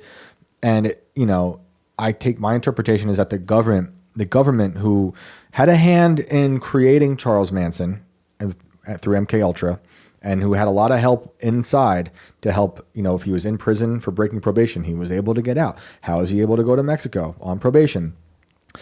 The government seems to have a long-standing fetish of creating helter-skelter. I think that what they said was Charles's idea was actually the CIA's idea of racial division. And it's like the oldest thing in the playbook. So yeah, I've also been noticing that there's a lot of stuff that's been astroturfed, and they just want us to fight and hate each other and just pay no attention to the bigger problems at hand. And there's a lot of stuff going on, but yeah, it's definitely something that everyone should be looking out for.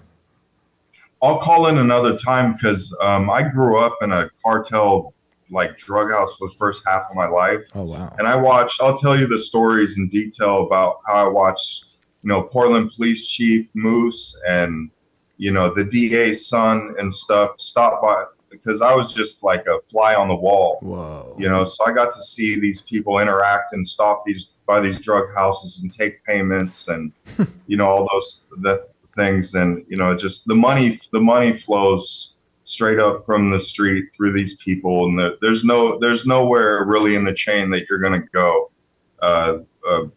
You'll get stopped before you get too far, so. 100%. Yeah, please do call back. I'd love to hear that whole story when you get a chance. Hey, take it easy. Have a good weekend, fellas. Thanks, man. Have a good one. You too. And while we get to another caller, he made me think of a few things. I'm just going to run through them quickly. When it comes to like predictive programming or coincidences, which I don't really believe in, one of them I always think about is the movie or the show Lost. The plane goes missing, and then the series finale was 2010. A few years later, Malaysian air flight goes missing, 370. That was always weird to me. And then every time Trump says I haven't been to the island, or people talking about Jeffrey Epstein and the island, I can't help but think about Lost and the island. That the whole world was programmed to think about this crazy magical nightmare. And he also talked about the Chinese human organ harvesting and stuff. Now this is just like a 4 or 5 year old story now, not so much about human organ harvesting, but I'll never forget it. It was during lockdowns. This is from the Washington Post, July 1st, 2020. Hair weaves from Chinese prison camps seized. Federal authorities in New York on Wednesday seized a shipment of weaves and other beauty accessories suspected to be made out of human hair taken from people locked inside a Chinese internment camp. You guys probably know what that's about. It's the Uyghurs, the Uyghur Muslims that are in concentration camps. I believe some Christians as well. Terrible stuff. And then he also talked about the really interesting experience he had with the doctor, talking about organ donors. Might remind you guys something we talked about very recently. The Department of Health and Human Services just recently, under RFK Jr., talked about, and this is from their website, hhs.gov, HHS finds systemic disregard for sanctity of life in organ transplant system. So, I mean, what he just told us sounds a lot like what we were reading about just a week or two ago. No, it's funny when he was saying, this doctor passed me and said something smart. I don't know why all of a sudden my mind went to something like, hey, E equals MC squared, dickhead. And then he just took off. I didn't think that he was being a smart ass. Right. I thought he actually said something intelligent. And I was like, wait a minute. And then I was like, oh, you mean he was being a dick? Okay, cool. Yeah. But that's awesome. On It's a not nice so light note, positive spin. these are exactly the kind of people you got to watch out for. This doctor that he described, because these are the people who think that they can play God. Yep. They think that because of the position of power that they're in, that they have the right to make these kinds of decisions, and that you are just a statistic to them and nothing more than that. They don't value your life. They value the furthering of their ideals. Yep. And it's absolutely disgusting. And I think there's a special place in Shane's hell reserved for all of these people. There is a hell for them, and it's waiting. So we got about a half hour left. Let's see how many people we can get to here. I seen Anthony in chat saying he wanted to pitch something to Shane here. So let's bring him in. Ryan Criso says, dumbest show ever. I go back and forth. I really loved it. Then I tried rewatching it, and it wasn't as great, but I loved it. It's never good the second time. I loved it. Well, Twin Peaks is great every time I watch it, and so is The Leftovers. So is Daredevil, but Anthony, you're on Inverted World Live. What's up? Hey, what's going on? Can you hear me? Yes. Yeah, how you doing? All right. So, I reached out to Shane the other day. I'm a mural artist in New York City. Oh, yeah. That was a cool piece of art. Thanks, man. Yeah, thank you. So I'm doing this, and it has to do with, you guys know anything about the Yoruba and Santeria religions? Yeah, a bit. Tell us more. So the only thing I knew was that Sublime does not practice it, and can confirm. That was literally my experience with it, right? Yeah. So I'm doing this mural, and a little backstory. I was a teacher, Shane, in New York City, in New York State for a while. And then 15 years, I sort of got bounced like last year for DEI stuff. You know, you can't say that systemic racism doesn't exist legally in New York. Apparently, that's a fireable offense. But Ridiculous. so yeah, right. So I was working with a bunch of, very liberal women in the, art department. So anyway, so basically something happened within my job, and then the one woman that I worked with reported me. Now, didn't come up to me, ask me about it, say, hey, what's going on? Maybe you had a conversation. Everything would have been cleared up, right? So that led to me being removed and dismissed. So then I'm like, you know what? I'm just going to do my art. I'm just going to do the mural business. I've been doing it a little here and there. I'm just going to go full bore. So I start doing it, and then I start getting these jobs. And I'm in New York City, and I'm going to restaurants, and I'm all over. I'm featured in a lot of nightclubs, and so things are going great. So then I go and I do a piece for an auto body shop. So then that's where I am. I do a beautiful piece. Another auto body a shop sees it. Can you do mine? Okay, so now this is where we get to the whole Santeria. And so he reaches out to me and he's like, I have this religion. Now, for the listeners, they might not know, but this is the same religion that like the Haitians would follow, and it moved on to Cuba, and it moved on to so what these guys follow is the Santeria version of it. So he said, we have orishas, we have these gods, and I would like that on my auto body shop. I'm like, okay, all right, and don't worry, this is going to connect back to my art teaching job and the woman that deliberately got me removed from my career. So it'll circle back to that. So basically, I looked into it. I'm like, all right. So I know nothing about these gods. I know nothing about the religion. So I start painting, and I'm painting the first image, and I'm painting it, and of course I'm really emotional. Emotional about the things that happen to me, and when you're an artist, you're very open to a lot of things, and a lot of things throughout my life spiritually, you just connect, you go into that zone. Whereas an artist, you basically like can see things that maybe other people can, and it might reveal itself through the art, with colors and angles and just all different things just come to light. So while I'm painting this figure, so let's just think of it as a totem. You guys know, as far as creating a totem in certain religions, what it might do. Yeah. When you're creating it, yep. Yeah, like it brings forth spirit. So here's something that I'm unknowingly doing. So I'm creating this 10-foot totem of a god. And while I'm doing that, I'm thinking about all the things that have happened to me. I think about all the people that were involved in what was going on. On my ride home, I passed by my former job, and I'm thinking of these people. And I'm thinking about them in a way like, okay, these are all liberals. I'm sure they got 57 boosters each.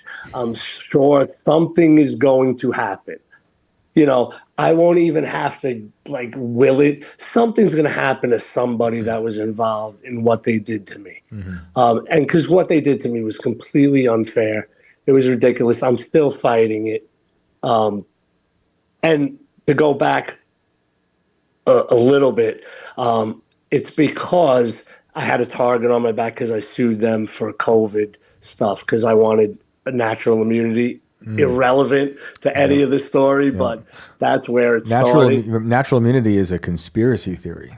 Oh, it is. It is. See, no, well, I sued New York State and the district because I'm a conspiracy theorist because I believe in such things. Congratulations. So that's the type of person I am. So I'm thinking about who these people are. So something must have happened.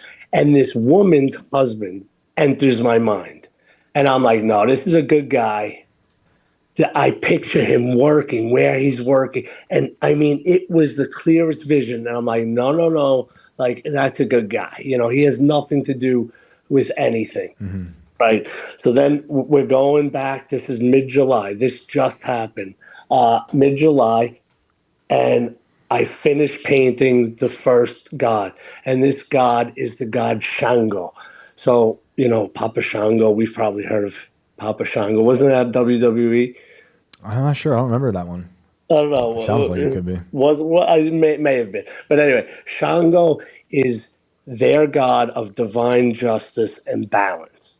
I did not know this. I looked it up afterwards because what I'm about to tell you just happened. I get a call from somebody. They said, "Did you hear about what happened to this person's husband?" And this is the woman that started everything. And I'm like, "No." I'm like, "He was found dead."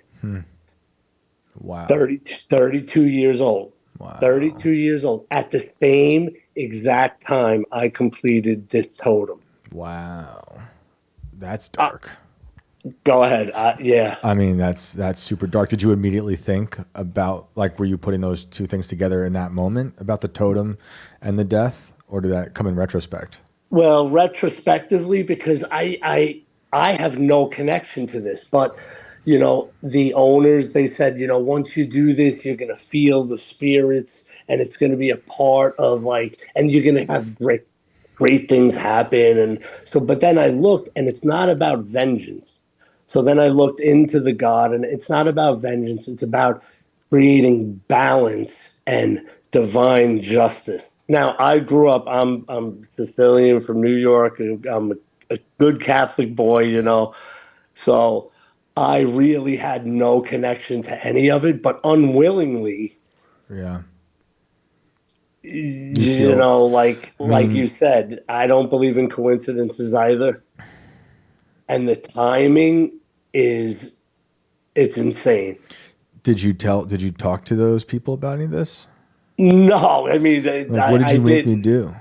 No. I mean, I reached out and I, gave my condolence. No, I mean the people that asked you to paint. No, yeah, not the yet, others.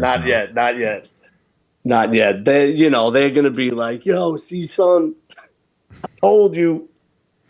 It's dark. I mean, those people for real believe in that stuff. And there's 50 million followers. It's a big deal. We had a caller in the show from the Bronx whose father was. That's where I am. Yeah, that's where I'm doing this. We had another caller like 2 months ago talk about Santeria in the Bronx. It's big. I mean, it's big there. Yeah. It is. And they really believe it. When you go down, I mean, it's also, I think there's variations of it in Mexico. And when I was in Mexico, that you can they sell all the candles that are for it if you want to. Right. Is that something like you guys were talking about with the cartel? Is that the same type of thing that they get into? Or? I don't want to speak for 6'7" Kevin. I don't know if it was Santeria. I might be misremembering, but it's like that. It's like that. It's like a death cult. And the candles that I remember seeing in Mexico were for people to say, like, if you want to bring death upon someone, buy this. And they do for real believe in that stuff. And in the Bible, there are dark arts, Pharaoh's magicians doing things that Moses can do up until a certain point. But, I do think there are people out there doing very sinister acts. Not saying, but it seems like you were kind of pulled into it. If you want to believe that this is connected. When I did do research on it, it said if you're emotionally connected to some sort of thoughts or ideas, that's what would bring forth the spirit through that connection. That's why, of course. And now it's like I feel like I have to cleanse myself, I mean, you didn't do anything. I mean, I don't think your heart was in a place where you're like, I'm targeting someone. You can't help the thoughts you have. I don't think when it comes to Santeria, these people really go out of their way. Or the witches we've talked about, they go out of their way to consult their false gods and be like, I target this person, I'm making it, I think this is a much different situation. But you said, when did this happen? This was in 2020 or this is? No, this is like right now, July 17th. Oh, wow. This happened. Is like right now, this is happening. I mean, I just finished the first part. This is a 3-part mural. So you saw the first part. Yeah. There's 2 more sections like that. Sheesh. What else? with other gods and Be safe. yeah. Be safe. No, well, Say yeah, some yeah, prayers, yeah. man. I'm getting a rosary, and I'm gonna Yep. Saint Anthony, my patron Yep. saint, and all that stuff. Maybe just throw a Jesus on that mural real quick and Yeah, like peace out. underneath, Yeah, just the underpainting. gotta put him in there just for safety. Throw it. Do you that's have a good a scripture to put underneath? Write it, and then Yeah, I would. I mean, or I love. There's a lot of Psalms I love. yeah.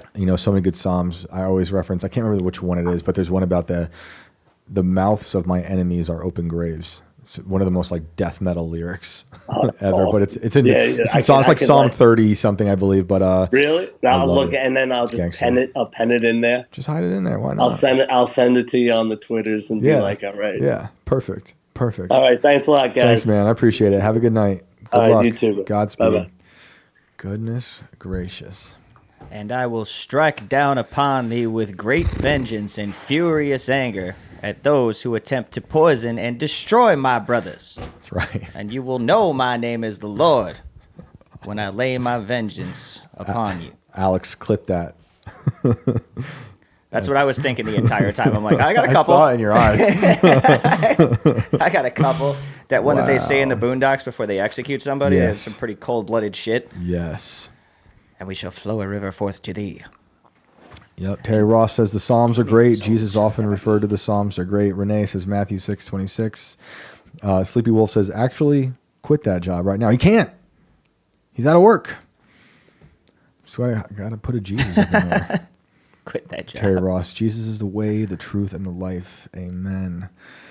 Oh, man. That's a wild story. That is a wild story. I was, a teacher in New York up until a little after lockdowns. Wasn't going to get the thing they wanted me to get. And the schools also just treat people like trash, especially if you're white. Jaybird, Cashman, Metzger, dark journalist, Tripoli. Yes. I can try to make that happen. Dark journalist is incredible. I love Tripoli. He's been on the show. And Kurt Metzger is one of the best. I only did one show with Kurt. Actually, it was a Jimmy Dore show. I did Jimmy's show. Kurt was on, and it was talking about my story with Alex Rosen. I might have been on twice. We talked about Neuralink as well. It might have been one show. But Kurt's not only one of the greatest podcast people out there, but a great comedian like Tripoli. And Dark Journalist does insanely good research. So that's a great idea. I'm going to work on it. Do we have time for another call, or should we do it? Yeah, we can try it if you want. Let's do it. Let's go to Dusty Jane, who has been sitting in here since the beginning. Dusty Jane, you're on IWL. Can you unmute your mic and say what's up?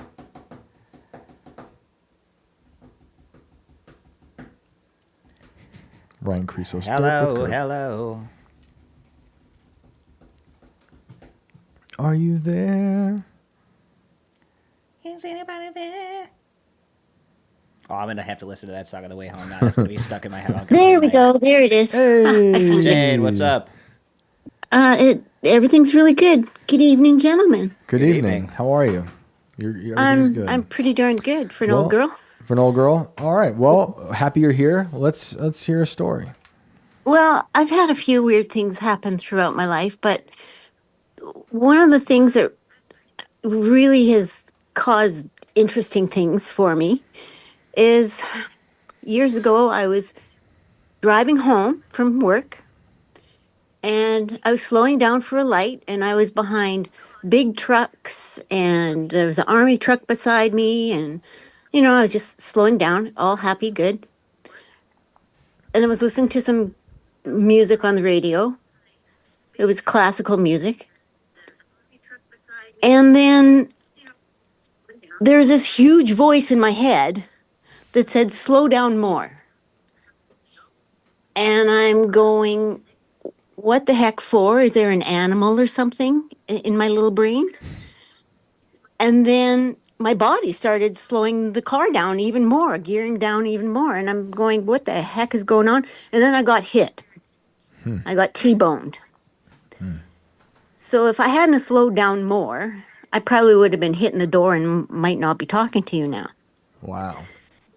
So I just thought, who is this big voice that came into my head? Do you think it's do you think it's some kind of divine intervention, or do you think it was just human intuition? I'm not sure because I get little weird things happen. Like I just went back to my hometown last weekend, but before I went, I had a dream that my grade one tree was cut down. And I was kind of like, oh no, my grade one tree, it's cut down. So I goes back there. And in the hotel, I'm looking on Google Maps and, the little picture you get to see. Mm-hmm. Well, by golly, there's my tree. So I'm all happy and good. So I get my daughter and son-in-law to drive over that way, and there's no tree. Oh. So you did have some sort of vision. Yeah, and that kind of stuff happens all the time. Like I was folding some aprons today, and we had an order for these outfits to have aprons. And for some reason, I felt like I had to make the aprons early. And it ended up that they wanted to pick the outfits up early. So, like, I was ready. How long has this been happening? Kind of my whole life. I had a dream when I was little that there was all these bumps all over the bathroom wall, and I touched one, and all this ooze came, all over me. And then 2 days after that, I had the German measles. The German measles. What's that Yeah. brand of measles? Oh, you just get big welts on your body. I was gonna say, if it's anything like the Germans, I'm assuming they try to kill you. Oh, that probably was trying to kill me, yeah. It's a little But German I think humor for you. I might be all right because I'm blonde and blue-eyed, so Oh, they might have saved me. yeah, you probably got the pass. Yeah. I mean, we've talked to a lot of people who have these voices. I like to think that they're God if they're saving you, but sometimes people hear bad voices. Sometimes people hear multiple voices. But it seems like this one saved you, and sometimes gives you some sort of window into what's going on, like the tree or the aprons. Yeah. Well, I was wondering years ago in my early 20s, I was kind of asking the universe, like, what is the point of life? Like, what is really going on? And I had that same kind of big voice enter my head and say, reality is what you perceive. And how did that change the way you saw everything? Well, I still kind of wonder what the heck is going on. And I want to perceive really good stuff for my life, but it doesn't really always happen. It's hard. I mean, we're constantly sifting through distortion of news. So, And that's a constant for humanity, is always wondering why you're here, who you are, where you came from, where you're going. That's always going to be a thing that we're going to have, because there really isn't a finite answer for that, in my opinion. And maybe we find one day, maybe we don't. But I think that's part of being human and existing, is just not knowing why the hell you're here or what's going on, and just trying to make the best of it. right. And that's how I used to see it that way too. But now, I have faith in Christ, and I believe in eternal life, and that my life here is just a blueprint through human suffering to get to a better place. Should I be so lucky? Well, exactly. And I liked how you guys were talking the other day about, you could be here, and like if you get murdered, you might still have to be here. Yeah, it'd be scary. Yeah. Be a Well, my terrible cousin, existence. he's like a medium, and he's got a church in St. Albert, and I'm over here on Vancouver Island. But he does see people and can talk to them, and he can also heal people that are like on the other side of the world. How's that work? I'm not exactly sure, but it seems to work. He says he contacts the spirits and gets the spirits to go and do it. And you said this is your brother, My cousin. your cousin? So Yeah. maybe there's something in the family line that gives you guys Well, something. he's not even blood. Oh, he's not even blood. So you guys Like just a third cousin. found each other. Well, he's married to my cousin that she's not even blood because she was adopted. Okay. Interesting. Very, very. Yeah, Jinx, bitch. maybe it's something Irish. I don't know. Well, the Irish, yeah, we have a lot of issues. Yeah. Trust me, I know. Half my family's from Ireland, from County Cork, and it is a lot of weird, dark. They have the best stories, in my opinion, but I'm biased. Yeah. Well, my dad was born in Dublin, so. Awesome. Well, I think maybe you're getting some sort of visions of the future, and I hope it's coming from a good place. The first one certainly saved your life. I mean, just when was that? I did that Culture War episode with Tim, and we had Representative Eric Burleson on. We started the whole show talking about him having a voice in the car while driving. I forget what he was saying. I think he said something about like just say yes. Then he went to a meeting where he was confronted with a big question, and he was like, "Oh wow, I guess I'm supposed to say yes." So happens, and it can be amazing, but Yep. we need to be very careful of those things just in case. On my end, I think that you've either gotten extremely lucky, if luck is such a thing, or you have very good instincts. Yeah. Because instinct is another thing that humans have that does tend to warn you in a situation where things might go south, whether you're catching the hints or not. Yep. So I think you've definitely been fortunate with that, and I hope that continues for you. Well, I think I'm fairly instinctual because It's a good it's thing. helped me a lot. That's a good thing. Well, I mean, I got into my car in '77, my brand new car, and my boyfriend had used it and left it where it wasn't the right place. So I thought. Anyway, I gets in the car and it was icy. This is in Edmonton, and I end up getting hit by another car, and car swung around and wrapped itself around a tree. And I was in a coma for 3 days. Yikes. And I was fine though. just woke up fine Fine. after being in a coma for 3 days. Nothing. Yeah. Nothing. Do you have any memories of dreams from there? All I can remember is that, like, my eyes, like what I was seeing was really soft, smooth stuff, and then crunchy stuff. It was almost looking like asphalt and gravel, and then it'll go back to asphalt, and then back to gravel, and that just kind of went over and over and over again. And then you woke up and were just able to go about life. Yeah, You're very lucky. went back to work, and all was good. Sheesh. Well, thank God. Exactly. Thank God. Well, I think I must all the time. because yeah, we all should. keeps saving my tush. Well, we appreciate you calling in, and Godspeed out there. Well, yeah, so thanks for having the show. I really enjoy it. Thank you. I've Thank you. just found you not too long ago, and now I'm hooked. So thank you. That means a lot. We really appreciate it. We're happy to have you. Thanks for calling in. Yeah, I'm trying to get my cousin in St. Albert to watch you. So, Oh, thank you. We appreciate it. okay, well, lots of love and have a good everything. Thank you. Thank you, Jane. Have a good night.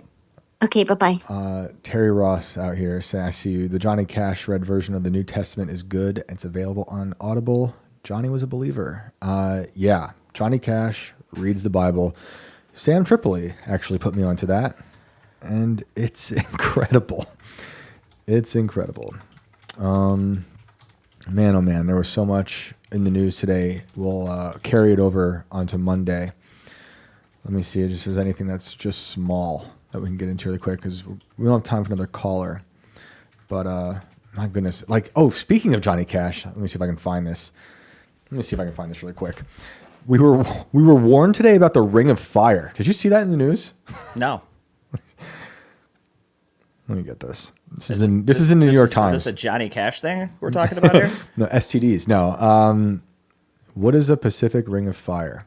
Oh. Yeah, dude. Many of the world's biggest earthquakes, volcanic eruptions, and tsunamis occur along a chain of seismologically active regions that encircle the Pacific Ocean.